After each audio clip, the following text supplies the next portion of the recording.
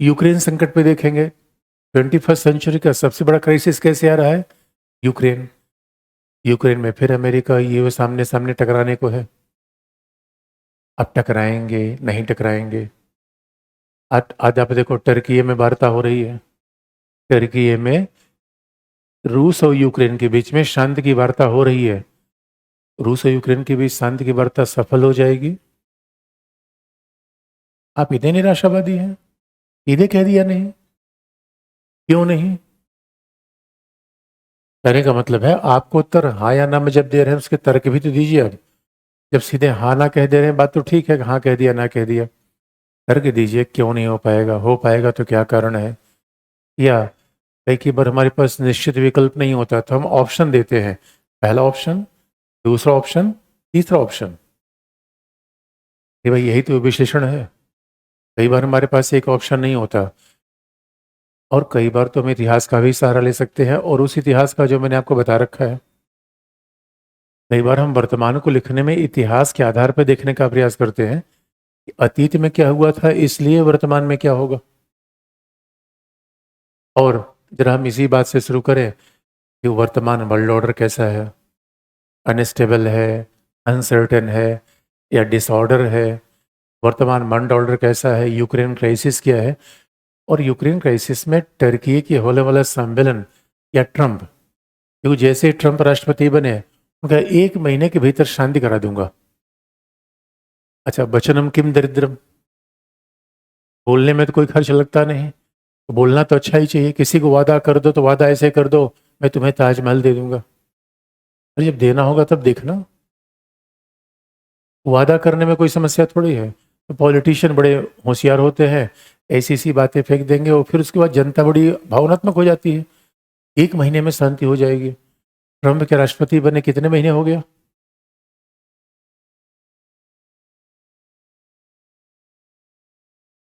भाई कुल मिला के, अरे भाई जुलाई चल रहा है तो 7 महीने तो होने ही वाले हैं। जनवरी से राष्ट्रपति बनता है। 7 महीने में ट्रंप अगर कुछ नहीं कर पाए तो अगले 3.5 महीने में क्या कर, अगले साढ़े, मान लो कि 4.5 साल 3.5 साल में क्या कर लेंगे वो। इसी बात का जरा देखते हैं कि अमेरिका और रसिया के बीच में शांति बन जाएगी, क्योंकि मामला यूक्रेन और रूस के बीच में है या यूक्रेन रसिया और अमेरिका के बीच में है। तो जरा अगर हम देखें कि क्या यूक्रेन और रूस के बीच में शांति संभव होगी, तो उसके पहले जरा ये वर्ल्ड ऑर्डर देख ले कि अभी विश्व व्यवस्था कैसी है। अभी का वर्ल्ड ऑर्डर कैसा है?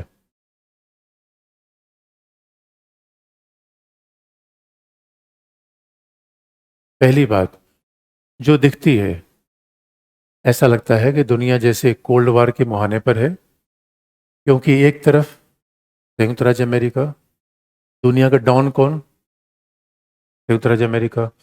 और आप जानते हैं यार, डॉन है, आधी दुनिया तो डॉन के पीछे चलती है। नेटो के मेंबर कितने हैं? इतना बड़ा नेता, अब जरा सोच के देखिए, जो 32 देशों का मुखिया है, नेटो के मेंबर 32 हैं। और ये सैनिक संगठन है या कोई ऐसा कोई समूह है जो निरंकारियों जैसा बैठता है और हाँ हाँ करके निकल लेता है? सैन्य संगठन है। सैन्य संगठन क्यों बनता है? इसका मतलब अमेरिका के लिए कोई खतरा है। भाई ऐसा क्या कारण है कि नाटो को अमेरिका विस्तार किया जा रहा है? तो अमेरिका से पूछा जाता है कि भाई ये बताओ, नाटो के विस्तार की वजह क्या है? सोवियत संघ रहा नहीं, जर्मनी पीछे हट गया। यानी जब नाटो बना था तो कहा जाता था पर्पज क्या है, सोवियत संघ को नीचे करना। और जर्मनी का मतलब उस समय का जर्मनी, सेकेंड वर्ल्ड वॉर के बाद का ईस्ट जर्मनी। वेस्ट जर्मनी तो अमेरिका के साथ ही था। तो जर्मनी को डाउन करना है, नाटो को पीछे और सोवियत संघ को पीछे करना, ये पर्पस था। जर्मनी का मामला रहा नहीं, सोवियत संघ का विघटन हो गया। फिर भी नाटो का विस्तार हो रहा है, ये बड़ा इंटरेस्टिंग पार्ट है। नाटो के विस्तार की क्या आवश्यकता है?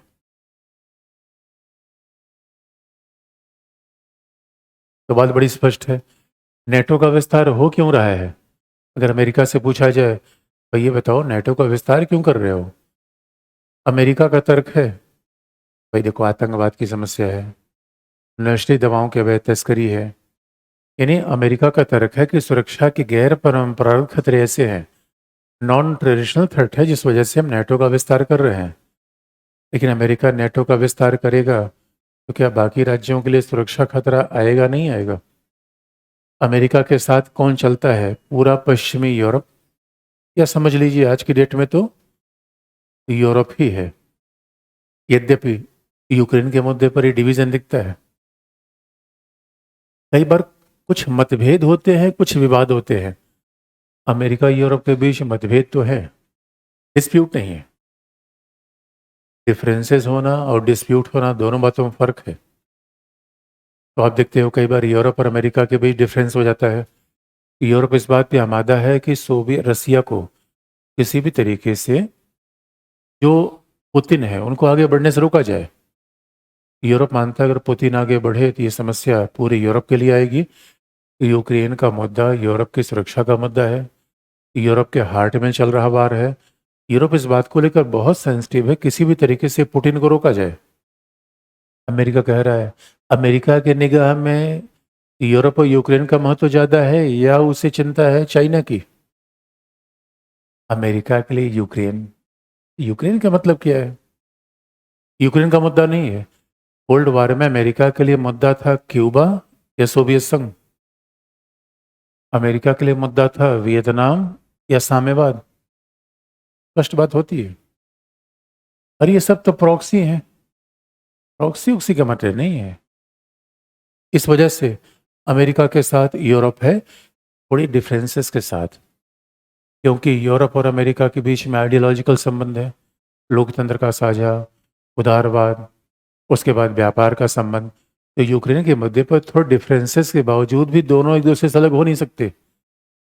यूरोप की सुरक्षा का दायित्व तो नाटो ही तो कर रहा है, ज़्यादातर नाटो के मेंबर यूरोपीय देश है। तो यूरोप अमेरिका से अलग होगा, थोड़ी थोड़ी ऐसी ऐसी बातें होती रहती हैं।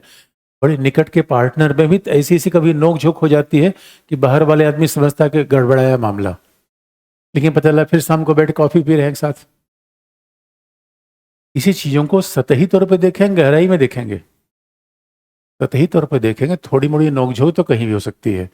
ये एक साथ है, और ये एक साथ हैं तो स्वाभाविक रूप में जापान इनके साथ चलता है। कनाडा कहने की बात नहीं है। उसके बाद ऑस्ट्रेलिया इन्हीं के साथ है। इसलिए अब सवाल ये है कि इसमें इंडिया का चले आना, अगर इस नए वर्ल्ड ऑर्डर में देखिए, अमेरिका ने तो बाकायदा अपनी जगह जमा रखी है। इसमें बड़ी इंटरेस्टिंग बात है, जापान अमेरिका के सैन्य सहयोगी, दक्षिण कोरिया अमेरिका के सैन्य सहयोगी, ऑस्ट्रेलिया अमेरिका के सैन्य सहयोगी, मिलिट्री अलायंस। बात को ध्यान सुनने की है, मिलिट्री अलायंस है ये सब, पॉलिटिकल अलायंस थोड़ी है कि ऐसे कर दिया और आर्थिक व्यापार का संबंध है। मिलिट्री अलायंस का मतलब है कि इनकी सुरक्षा की जिम्मेदारी अमेरिका की है। इन पे हमले का मतलब किस पे हमला करना? अमेरिका पे हमला करना। बात बहुत गंभीर है ये तो बहुत ही क्लोज पार्टनर है, जापान, दक्षिण कोरिया, जर्मनी। मतलब इनके बीच साझेदारी कैसी है? साथ साथ जीने और साथ साथ मरने की। ये पार्टनरशिप बड़ी गजब की होती है। साथ जिएंगे, उसे दूसरा पार्ट नहीं करना चाहिए, साथ जीने का वादा करना चाहिए। अरे एक आदमी मर रहा है, दूसरा उसकी याद जलाने की तो होना चाहिए। ये कौन सी बात है, साथ मरेंगे? लेकिन फ्रेज है, दोस्ती का ये बहुत बड़ा मुहावरा है। इसलिए अमेरिका उनके बीच में दोस्ती ऐसी है। सवाल है इसमें इंडिया कहाँ घुस रहा है यार? क्वाड, क्वाड में कितने दो देश हैं? चार। America, America, Japan, Australia. ये तो नेचुरल एलाई है। इनका तो आना ही आना है, इनका तो फॉर्मल आना एक औपचारिकता थी, चलो आ गए। इसलिए यूके, ऑस्ट्रेलिया, अमेरिका सैनिक सहयोगी हैं, नेटो के पार्टनर हैं। एक देश का हमला दूसरे देश के साथ चलता है। इसलिए एक तरफ ये महाबली हैं तो स्वाभाविक रूप में इनका तो नेचुरल एलाई है। इसमें इंडिया का आना थोड़ा मामला गड़बड़ाता है, क्योंकि इंडिया इधर कस्में वादे खाता है, रूल बेस्ड वर्ल्ड ऑर्डर बनाएंगे, हम विस्तारवाद को रोकेंगे। शब्दों पर ध्यान दीजिए, प्रधानमंत्री कहीं भी जाते हैं क्या कहते हैं? विस्तारवाद को रोकेंगे, नियम आधारित व्यवस्था बनाएंगे। तो स्वाभाविक रूप में हम भी वैचारिक रूप में इन्हीं के साथ हैं। और दूसरा, और अभी एससीओ की बैठक में गए विदेश मंत्री, एससीओ की बैठक में गए और विदेश मंत्री का कोई बात नहीं है, हम एक तिकड़ी बनाएंगे। यदि हमारी तरफ से पहल नहीं आई, पहल तो रसिया की तरफ से आई। रसिया से पूछा कौन सी तिकड़ी बनाओगे भाई? उनका इंडिया, चाइना और रसिया। चलेगी या नहीं चलेगी? कमाल की बात है यार। हम कहाँ हैं? यहाँ हैं या कहीं और हैं? कहीं पे निगाहें। कमाल की बात है। अब इसको लोग क्या कहते हैं? इंडिया, इंडिया कहाँ है भाई? स्विंग स्टेट है। पश्चिमी देशों ने एक मोर्चा बना रखा है, उन्हें अपनी कमर कस रखी है उसके विरोध में। अब इधर देखिए, इसलिए अगर आपको यूक्रेन की शांति समझनी है, टर्कीय वार्ता का मामला समझना है, इसको सम्मेलन देखने से कुछ नहीं मिलेगा। आपके लिए लगता हुआ करंट अफेयर है, ये सम्मेलन है, क्या होगा क्या नहीं होगा मैं आपको ऑप्शन बता दे रहा हूं, फिर आप देख लेना। मैं आपको वही बता दूंगा जो 6 महीने बाद होने वाला है, ये थोड़ी मोड़ी प्लस माइनस के साथ। भाई मानवीय की विषय है, इतनी सटीक हम मौसम विज्ञान जैसी भविष्यवाणी तो नहीं कर पाएंगे। कई बार मौसम विज्ञान की भविष्यवाणी फेल हो जाती है।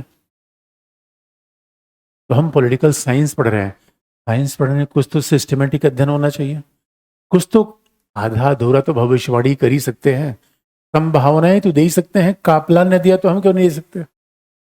फेल हो गया का अलग मुद्दा है, अगर फेल हो जाए तो बुरा मत मानना इस बात का, कह देना उसमें गड़बड़ी हो गई।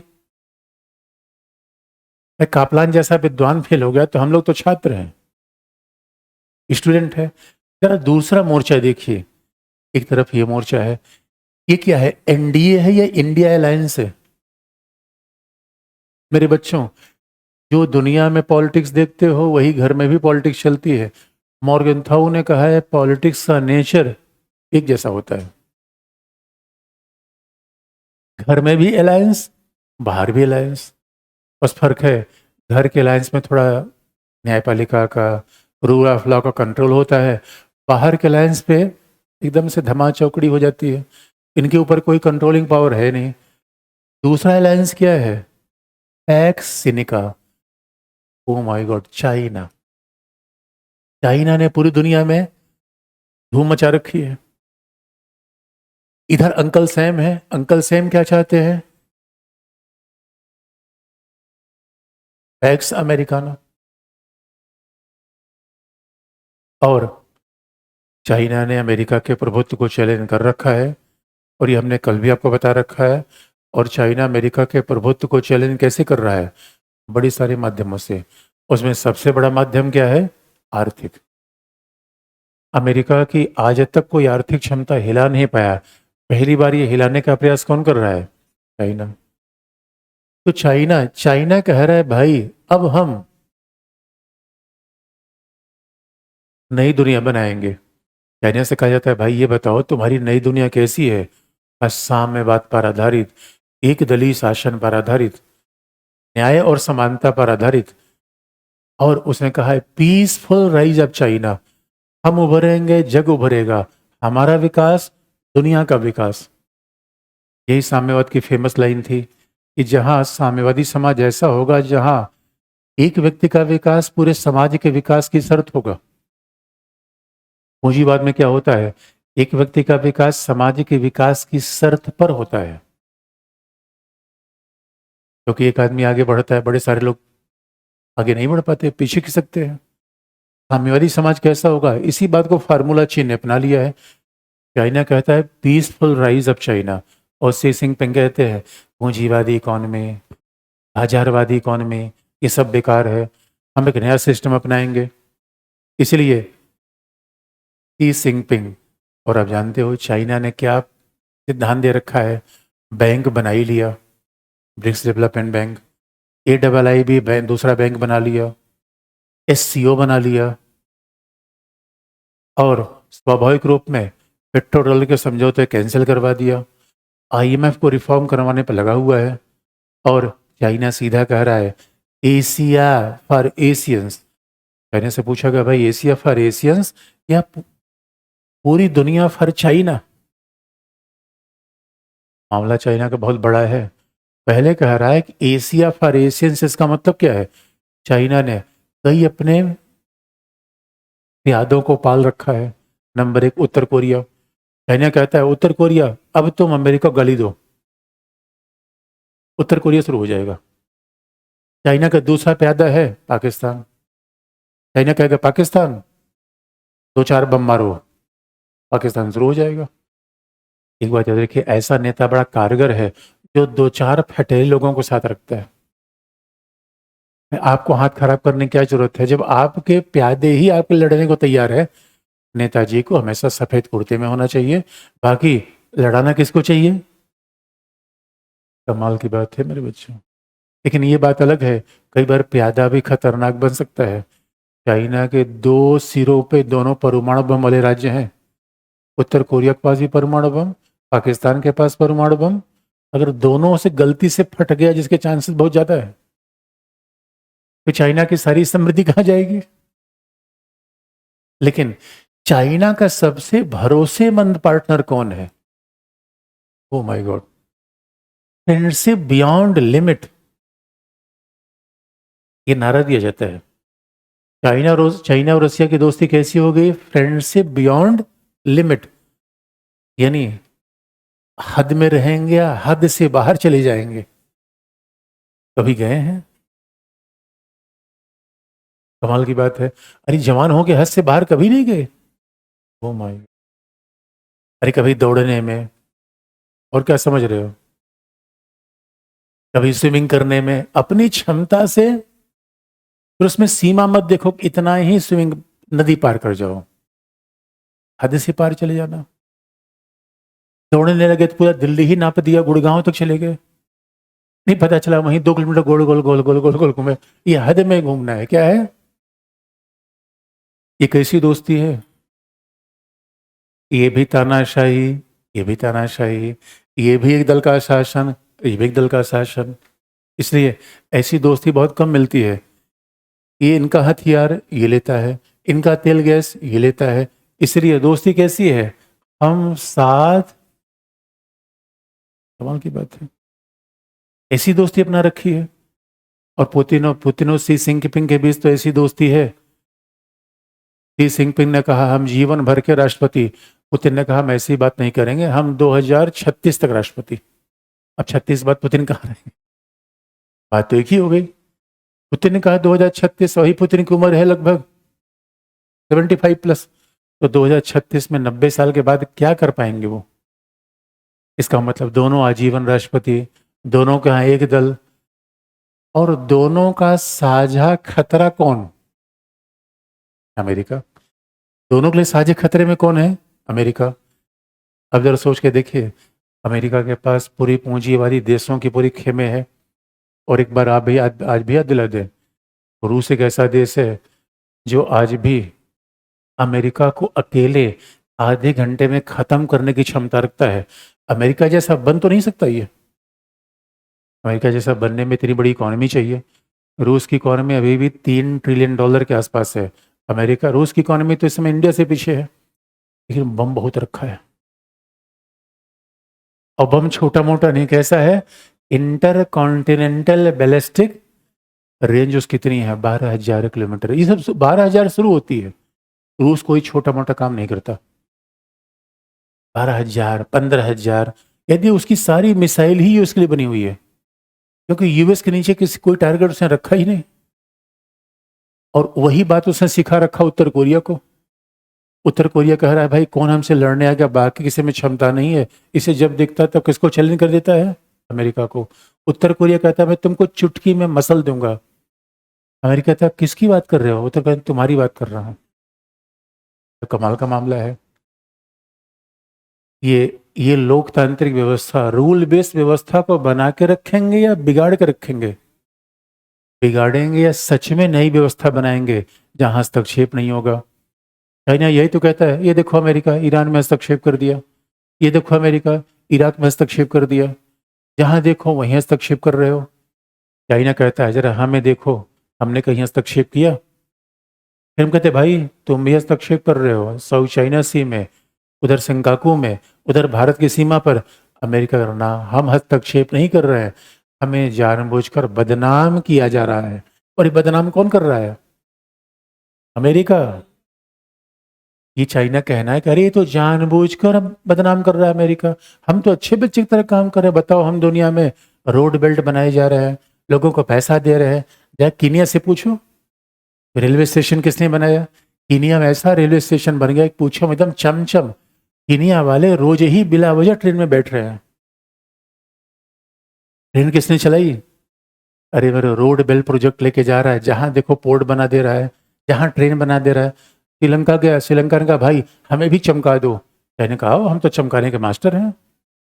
धनाधन पोर्ट बनाया, रोड बनाया, रेल बनाया, ये बात अलग है। उसके बाद श्रीलंका आर्थिक रूप में चरमरा गया। उसके बाद चाइना ने कहा देखो भाई इतना उधार हो गया, पूरा श्रीलंका हमें दे दो तुम। मालदीव बहुत जोश में आ गया, मालदीव ने कहा भाई हमें भी चमका दो। ऐसा है, आइलैंड छोटे छोटे आइलैंड है, 200 आइलैंड में आने जाने में बड़ी दिक्कत होती है, ये निकल लो। कमाल, पहले बताया होता। तुरंत एक फ्रेंडशिप ब्रिज बनाया। फ्रेंडशिप ब्रिज बनाने का बिल इतना ज्यादा दे दिया कि मालदीव ने कहा भाई पैसा कैसे दें? इनका पैसा देने कोई बात नहीं, पूरा मालदीव हमारा।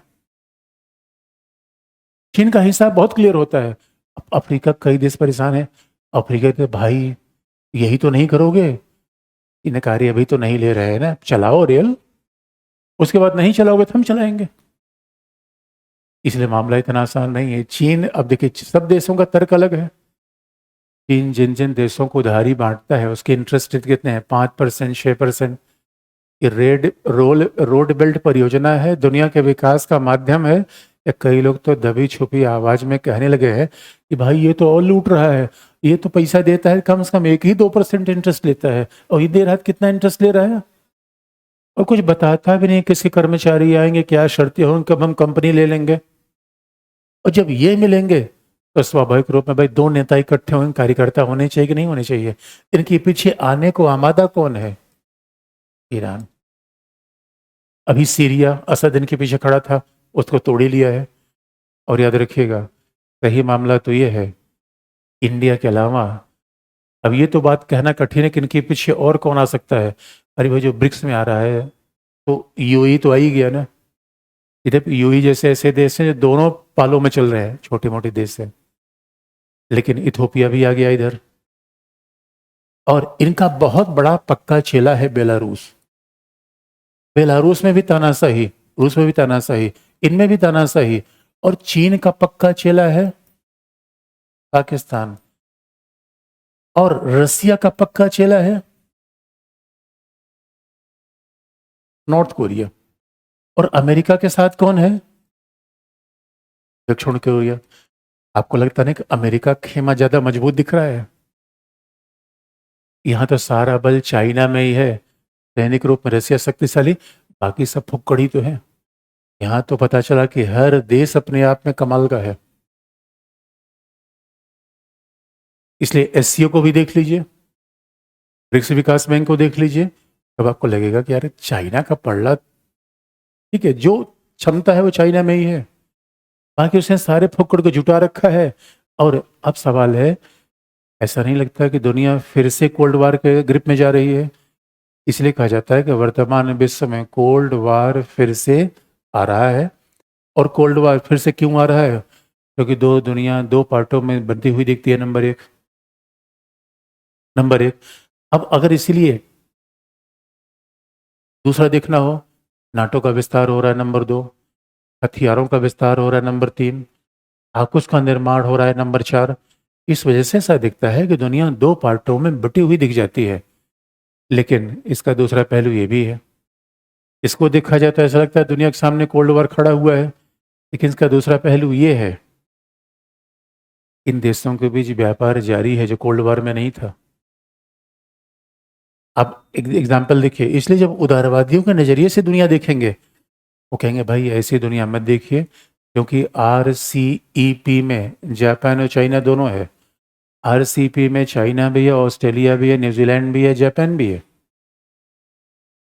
दूसरी बात है, कोल्ड वार के समय पूरी दुनिया दो पार्टों में बट गई थी। इस समय यूरोप के कई देश, आसियान, अफ्रीका, लैटिन अमेरिका, ये किसी खेमे में जाने के लिए तैयार नहीं दिखते। इसे कोल्ड वार के समय तो आप याद रखिए, आर्थिक संबंध दोनों के बीच में था ही नहीं। अभी तो चाइना और अमेरिका के बीच में ही बहुत बड़ी आर्थिक अंतर निर्भरता है। अमेरिका चाइना के बीच में अभी ट्रेड डील हुई है, तो भी संग अमेरिका के बीच व्यापार थोड़ी चलता था, क्योंकि समाजवाद बनाम पूंजीवाद था।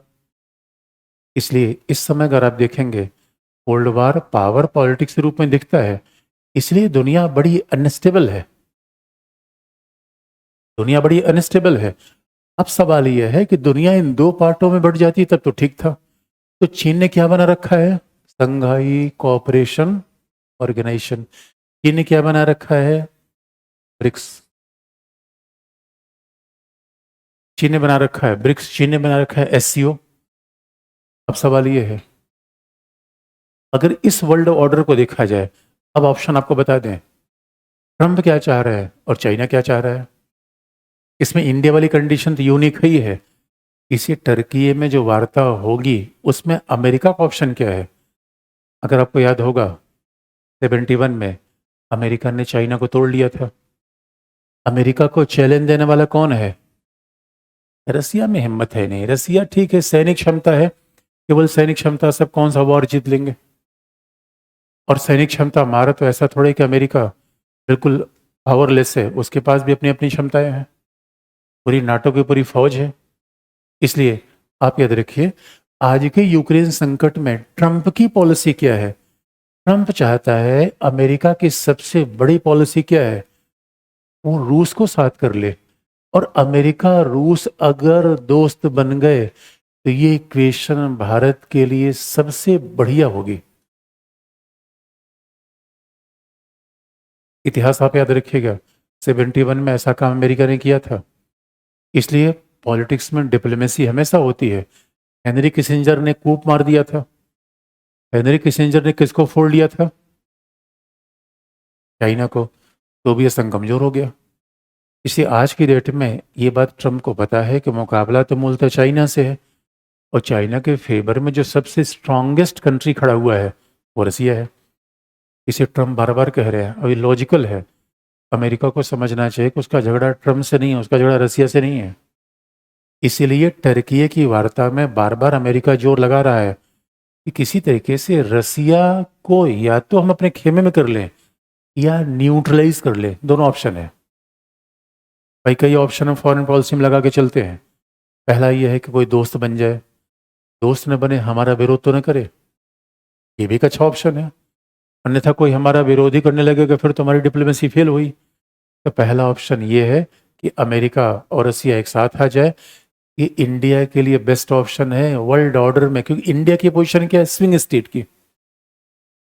इंडिया एकमात्र ऐसा देश है जो यहां भी है और यहां भी है। इंडिया का यानी महाशक्तियों में एकमात्र ऐसा है। इंडिया से जब जब हम क्वाड में जाते हैं, जब हम क्वाड में जाते हैं तो चाइना क्या कहता है? भाई हमको घेरने के लिए जाते हो? तो बताओ, यहाँ हिंद महासागर में धमा चौकड़ी करने की क्या जरूरत है? भारत ने कहा, देखो यार दोस्त, तुमसे झगड़ा करने का मतलब नहीं है। अरे आजकल यहाँ समुद्री डकैत बहुत बढ़ गए हैं, सुरक्षा की समस्या बढ़ गई है, इसलिए हिंद महासागर में अमेरिका को बुला लेते हैं कि आपसी सहयोग है, तुम्हारा विरोध करने क्या मतलब है? इंडिया कहता है। जब हम SCO में जाते हैं, अमेरिकन का चले गए दोस्त के पास, वहां जाने की क्या जरूरत है? इंडिया के समझो भाई, आप अंकल सैम समझते नहीं। हम रूस को समझाने गए थे कि युद्ध से कोई हल नहीं है, सारा रास्ता कहाँ जाता है? शांति से। इसे हमें, जब भारत SCO की बैठक में था तो रसिया के सामने भारत की वार्ता हो रही थी, और मोदी जी को कहना ही था 2 लाइन कि सारी बातें डिप्लोमेसी, डेमोक्रेसी एंड डायलॉग से चलती हैं। ये हम ट्रंप के सामने कह के चले आए, बाकी किसी की हिम्मत हो ही नहीं रही थी। अब ये बताइए, इनके इनके बीच में शांति का दूत कौन हो सकता है? इंडिया। इंडिया इस रास्ते पे चल रहा है, लेकिन सवाल है जब इनके बीच में शांति का दूत अपना रहे हैं तो पाकिस्तान खेल गड़बड़ा देता है।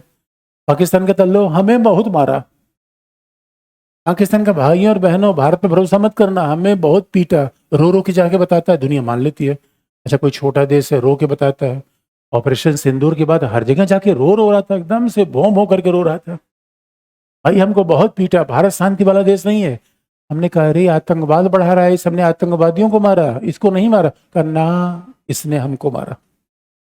याद रखिए इंडिया के सारे सॉफ्ट पावर पर पतीले लगाने का मूल काम कौन करता है? पाकिस्तान। ये बड़ी समस्या है। इसलिए हमारा प्रयास ये है, क्योंकि याद रखिए हम समझा रहे अंकल सैम रसिया से बात करो, रसिया से बात करो, चाइना ऐसा होने देगा क्या? अब मामला आप समझिए, चाइना इस बात को होने नहीं देगा, और चाइना पर इस समय रसिया का प्रभाव ज़्यादा है। अरे भाई सीधी सी बात है, अमेरिका और रूस के बीच में बहुत ज़्यादा, रूस भी हथियार बेचता है, अमेरिका हथियार बेचता है, दोनों का आदान प्रदान हो नहीं सकता। अंतर्राष्ट्रीय बाजार में दोनों एक दूसरे को कॉम्पीट कर रहे हैं। अमेरिका अमेरिका के तेल गैस भी रूस से नहीं आते, यूरोप का तो आता है। और ये बात रसिया को पता है कि अगर अमेरिका का प्रभाव, अगर नाटो का विस्तार पूरी दुनिया में होता जाएगा तो हमारे पास हथियार बेचने की जगह बचेगी कहाँ? इसलिए, और दूसरी बात है, अगर रसिया अमेरिका के साथ जाएगा इसका मतलब है यूरोप के साथ तो इसे शांतिपूर्ण रूप में रहना पड़ेगा। अगर रसिया यूरोपीय यूनियन का ही मेंबर हो जाएगा तो किस बात का महाशक्ति बनेगा? रूस को बार बार बात याद आती है। और अगर अतीत आप देख लोगे 90 के बाद, जब रूस की इकोनॉमी बड़ी खराब थी, जब रूस जैसे अमेरिका के पीछे चल पड़ा, तो स्वाभाविक रूप में अमेरिका ने नाटो पर हमला कर दिया। अमेरिका ने सर्बिया पर हमला किया, अमेरिका ने इराक पर हमला किया, पूछा भी नहीं। और अमेरिका याद रखिए रूस के तानाशाही शासन के खिलाफ हमेशा ये बात कहता रहता है कि पुतिन मानवाधिकार का उल्लंघन करता है। ये कौन सा लोकतंत्र है? अमेरिका हमेशा पुतिन की बातों का उल्लंघन करता है। रसिया की समस्या चेचनिया है, चेचनिया को बार बार अमेरिका ने कह दिया कि रूस मानवाधिकार का उल्लंघन कर रहा है। रूस ने कहा अरे भाई हमारे अंदर आतंकवाद की समस्या है, चेचनिया आतंकवाद की समस्या है। अमेरिका ने कहा ना, तुम मानवाधिकार का उल्लंघन कर रहे हो। मामला इतना आसान नहीं है। लेकिन ये भी सच है कि आईआर में रूस अपने इंटरेस्ट को देखेगा या चाइना के इंटरेस्ट को, क्योंकि वार बहुत लंबा खिंच जाना, याद रखिएगा, किसी के इंटरेस्ट में नहीं होता। अगर वार बहुत लंबा खिंच जाए किसी के इंटरेस्ट में नहीं है। इधर वार के कारण, इस वार के भी कारण स्वाभाविक रूप में अगर यूक्रेन वॉर खिंचेगा तो रूस निश्चित तौर पर किसके पास जाएगा? चाइना के पास। इसलिए यूक्रेन वॉर को जल्दी खत्म कर देना ये भी एक ऑप्शन है कि फिर रूस के पास थोड़े ऑप्शन बढ़ जाते हैं। तो नंबर एक ऑप्शन ये है, लेकिन इसके लिए शर्त ये है रूस अमेरिका के साथ आए। इसका मतलब है कि अमेरिका को ये मानना पड़ेगा कि रूस ने जो यूक्रेन पर कब्जा कर रखा है वो सब रूस का है। रूस ने यूक्रेन में क्रीमिया पे तो कब्जा कर ही रखा है। क्रीमिया के आगे पूरा पूरा दोहनस्क, लुहांस्क, उसके बाद खेरसन, ये पूरा का पूरा ईस्ट वाला पार्ट पूरा कब्जा कर रखा है। इसका मतलब है कि अगर आप इस बात को ऐसे देखें, अगर हम एक आपको मैप, यानी अब आप देखिए शांति की शर्तें क्या है, तो मामला इतना आसान तो नहीं दिखता कि अब जरा सोच के देखिए अमेरिका रसिया के बीच में शांति की शर्तें क्या है, तब तो हम कहेंगे टर्की वार्ता का भविष्य क्या होगा। अमेरिका रसिया के बीच शांति की शर्त यह है कि रसिया कह रहा है भाई देखो, क्रीमिया तो पहले से उसने छीन लिया, क्रीमिया को उसने छीनी रखा हुआ है, और अब क्या है, ये पूरा पार्ट, ईस्टर्न पार्ट, लुहांस्क, डोनेस्टक, उसके बाद मारियापोल, उसके बाद तक वो यहां तक पूरा जाना चाहता है। यानी कुल मिला के रसिया यूक्रेन को लैंड लॉक बना देना चाहता है। रसिया क्या चाह रहा है कि इस समुंदर के पास से बिल्कुल यूक्रेन की क्षमता खत्म हो जाए और पूरा का पूरा क्षेत्र रसिया कब्जे में आ जाए। अब सवाल है, अगर ये अमेरिका मान लेगा, अगर ये शर्त ट्रंप की मान ली गई तो युद्ध विराम कर दीजिए। युद्ध विराम की शर्त क्या होगी? शर्त एक हो सकती है कि मान लीजिए कल के लिए अगर रसिया इन क्षेत्रों से हट जाए तो क्रीमिया के मामले पर तो कोई सहमति बन सकती है। क्रीमिया के मामले पर अमेरिका दबाव डाल सकता है यूक्रेन पे कि आप पीछे हट जाओ। क्रीमिया को मान लो, बाकी क्षेत्र से रसिया सेनाएं पीछे हट जाए। ट्रंप वहां छोड़ने को तैयार ही नहीं है। ट्रंप छोड़ने को तैयार नहीं है। और इसी बात पर यूरोपीय राज्यों की बहुत आपत्ति है। यूरोपीय राज्य कहते हैं कि अगर अमेरिका और रूस के बीच इस शर्त पे वार्ता हो रही है कि ये पूरा यूक्रेन का पार्ट रसिया के पास लेजिटिमाइज किया जा रहा है। आप याद रखिए, देखिए पावर पॉलिटिक्स का तर्क क्या है। आज रसिया ने यूक्रेन का ये भाग ले लिया तो कल क्या करेगा? पूरे यूक्रेन को ले लेगा। और पूरी यूक्रेन को ले लेगा तो जैसे बेलारूस में तानाशाही है। आपको पता है पुतिन को यूक्रेन से क्या समस्या है? यूक्रेन रूस के पीछे चलने को तैयार नहीं है। देखिए ये महाशक्तियों के चैलेंज है। बेलारूस से बेलारूस से रूस के बीच इतने अच्छे संबंध क्यों हैं? क्योंकि बेलारूस तो ये तक कह देता है कि भाई पुतिन, तुम चिंता मत करना, अगर भविष्य में तुम्हें परमाणु बम भी मारना होगा तो बस मुझे दे देना, तुम्हारा नाम ही नहीं आएगा, मार तुम्हें दूंगा। रूस कहता बारे मेरे दोस्त, मैं तुम्हें पाकर गौरवान्वित महसूस कर रहा हूँ। बेलारूस ने कहा और भी मैं कुछ कर सकता हूँ, ये बता नहीं रहा हूँ तुमको, बस तुम आदेश कर दो। वहीं पे यूक्रेन रूस की बात नहीं मानता। इसे मामला यहाँ तक खत्म होने वाला नहीं है। इसका मतलब है कि पूरा यूरोप का लिबरल डेमोक्रेटिक वर्ल्ड ऑर्डर ही खतरे में जा रहा है जैसे रूस का प्रभाव बढ़ेगा। और कल के लिए अगर स्वाभाविक रूप में अमेरिका की प्रेस्टीज दांव पर क्यों लगी हुई है? अगर अमेरिका यूक्रेन को नहीं बचा पाया तो जापान, दक्षिण कोरिया, जिनकी सुरक्षा का वादा उसने दे रखा है, वो किस बिना पर अमेरिका पर भरोसा करेंगे? ये मामला अमेरिका की साख का है। अब बताइए टर्की समझौते का परिणाम क्या होगा? एक सबसे आसान तरीका है, फिलहाल 2-4 दिनों तक के लिए सीज फायर कर दिया जाए। सबसे आसान तरीका यह है, इस पे बातचीत चलती रहेगी और एक क्रमिक शांति स्थापित करने का तरीका होता है। क्योंकि आपने न्यूज़ में सुना ही होगा कि ट्रंप ने कहा था, ट्रंप ने कहा था कि ऐसा जेलेंस्की ऐसा काम करे, तुम्हें मैं बहुत लंबी दूरी की मिसाइल देना चाहता हूँ, मार दोगे रसिया पर? यूक्रेन ने कहा दो भाई, तब तो बताता हूँ ना। यानी आप याद रखिए, शर्त बड़ी गंभीर है। शर्त मानना इतना आसान नहीं है, लेकिन इतिहास ही बताता है कि क्यूबा के नाम पर अमेरिका और सोवियत संघ लड़े नहीं थे। इतिहास ही बताता है कि अमेरिका को यूक्रेन की चिंता नहीं है, अपने महाशक्ति के हितों की चिंता है। अमेरिका को यूक्रेन की चिंता थोड़ी है। अमेरिका को चिंता किसकी है? चाइना की। अमेरिका रसिया से समझौता करने की तरफ बहुत आगे बढ़ रहा है। अब इसमें चाइना स्वाभाविक रूप में चाइना किस ऑप्शन को तलाश रहा है? चाइना की तो पहला ऑप्शन ये है, जहाँ पे यूएस और रूस ही मिल जाए तो स्वाभाविक रूप भारत के साथ तो दोनों के समय मित्रतापूर्ण है। अगर ये क्वेश्चन बन गया तो सबसे फेवरेबल वर्ल्ड ऑर्डर होगा इंडिया के लिए। इसलिए तो कहा जाता है वर्तमान वर्ल्ड ऑर्डर बना अनस्टेबल है। अब बताइए तुर्की में सम्मेलन होने से शांति बन जाएगी क्या? हाँ, अच्छी बात, डिप्लोमेसी में प्रयास होते रहते हैं, ऑप्शन आते रहते हैं। अब जरा दूसरा ऑप्शन देखिए। दूसरा ऑप्शन क्या है? बी। दूसरा ऑप्शन है बी। और बी ऑप्शन ये है चीन।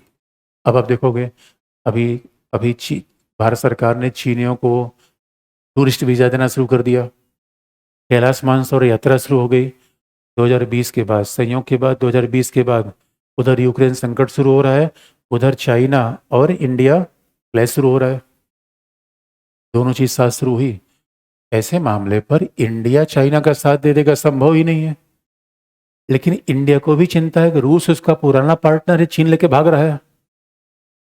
भाई हमारे पुराने पार्टनर को लेके भाग जाए तो ये दुख वाली बात है कि नहीं है? हमारे एवरग्रीन पार्टनर था, जिसके साथ हम बचपन में घूमते थे, राज कपूर की फिल्में देखते थे।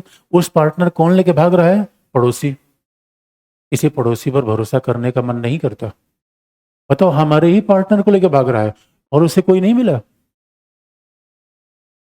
दूसरी बात, चीन रूस पार्टनर है और अगर इसमें इंडिया मिल जाए, याद रखिए, फिर तो यूक्रेन समझौता होगा।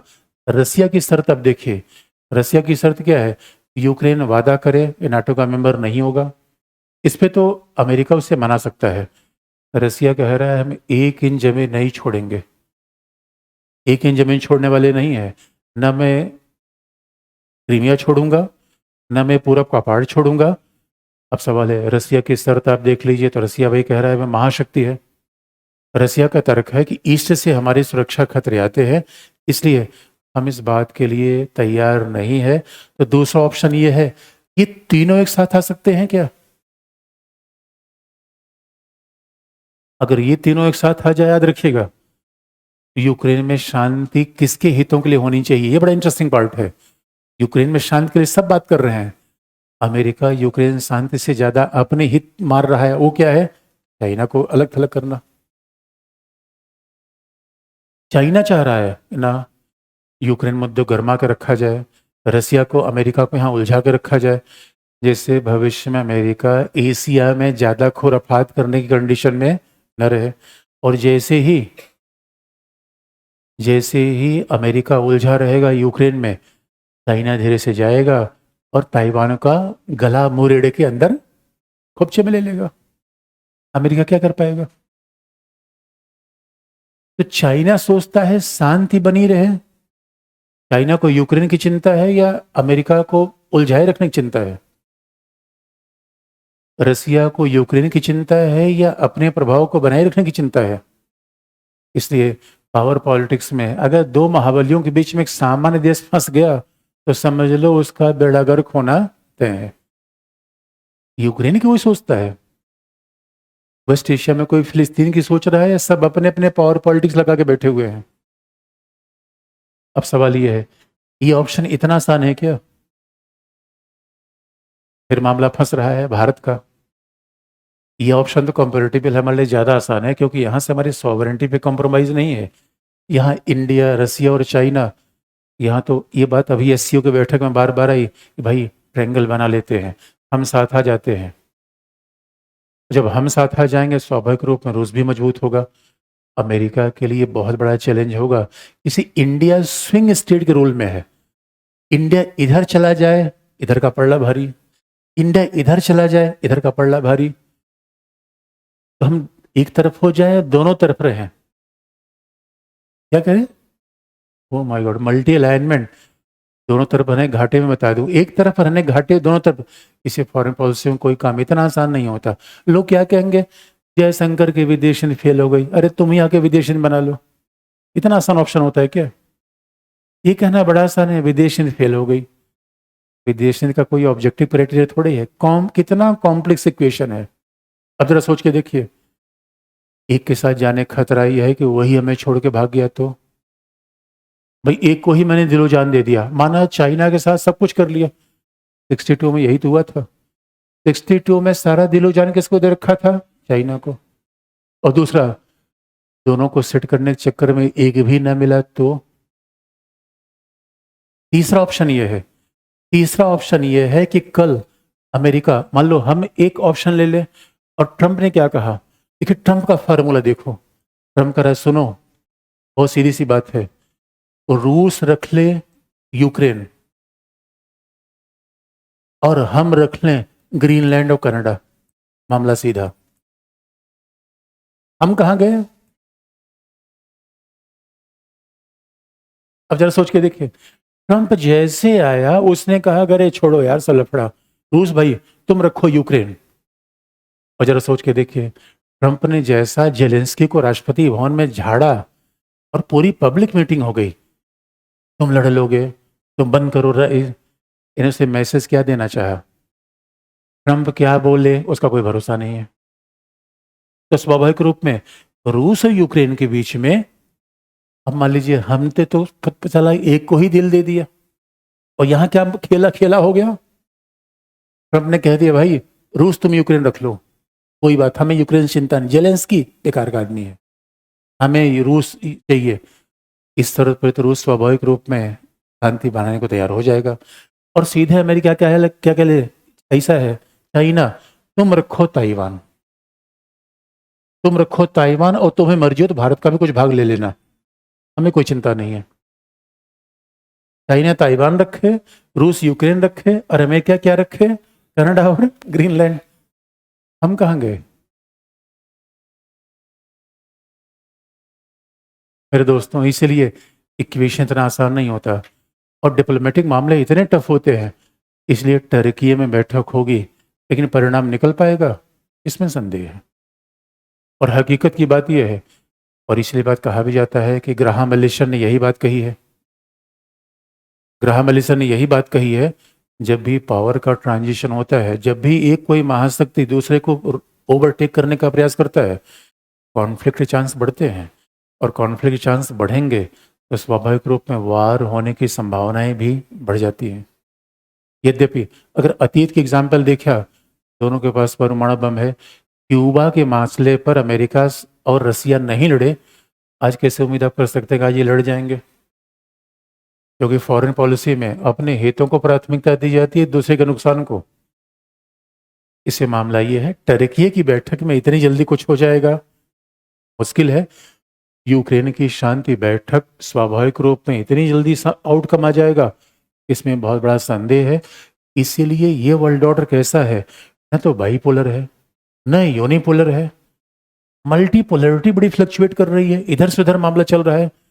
इसलिए हम सबसे ज्यादा अनस्टेबल दुनिया में रह रहे हैं। और केनेथ वाल्स ने बात इसलिए कही थी, बाईपोलर वर्ल्ड ज्यादा स्टेबल होता है या मल्टीपोलर वर्ल्ड? इसलिए पोस्ट कोल्ड वॉर वर्ल्ड अगर अभी देखा जाए, वो अमेरिकन हेजेमनी नीचे जा रही है। लेकिन ये भी नहीं कह सकते कि चाइना ने उसको पीछे छोड़ दिया है। इंडिया भी अपने ऑप्शन देख रहा है। यूक्रेन संकट के मामले पर सब आपस में टकरा रहे हैं। इसलिए कहना बड़ा कठिन है। इसे वर्तमान वर्ल्ड ऑर्डर कैसा है, अनस्टेबल, अनसर्टेन। ऐसे वर्ल्ड ऑर्डर में अतीत बताता है कॉन्फ्लिक्ट के चांस हमेशा ज़्यादा है। ऐसे वर्ल्ड ऑर्डर में कॉन्फ्लिक्ट चांस हमेशा ज़्यादा है।